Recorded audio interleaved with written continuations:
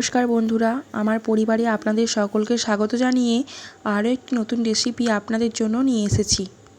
আজ আমি আপনাদের বানিয়ে দেখাবো তরমুজের খোসা না ফেলে কিভাবে সুস্বাদু মুখরোচক স্বাদের তরকারি বানিয়ে খাওয়া যায়। তার জন্য তরমুজটি খুব ভালো করে কেটে নিতে হবে। এখানে মা তরমুজটি খুব ভালো করে কেটে রেডি করে দিচ্ছে। দেখুন, এখানে তরমুজের খোসার দিকের অংশ আলাদা করে কেটে নেওয়া হয়েছে।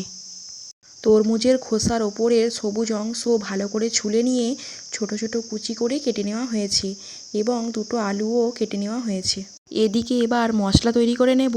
দুটো শুকনো লঙ্কা, 1 চামচ পরিমাণ পোস্ত, 1 চামচ পরিমাণ সাদা তিল এবং 1 চামচ পরিমাণ কালো সর্ষে নিয়েছি।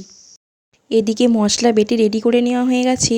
এরপর কড়াইয়ে পরিমাণ মতো সর্ষের তেল দিলাম।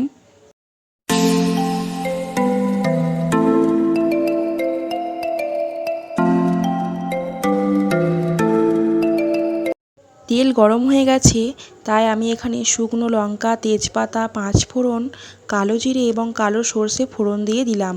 আপনারা এখানে যে কোনো একটি ফোড়ন ব্যবহার করতে পারেন এবং 3টি ফোড়নও ব্যবহার করতে পারেন।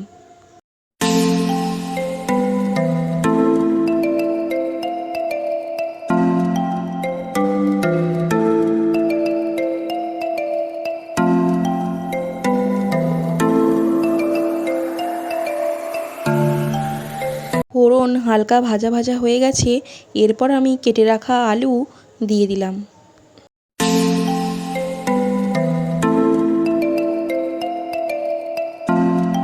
পরিমাণ মতো হলুদ গুঁড়ি এবং পরিমাণ মতো লবণ দিয়ে আলু হালকা করে ভেজে নিতে হবে।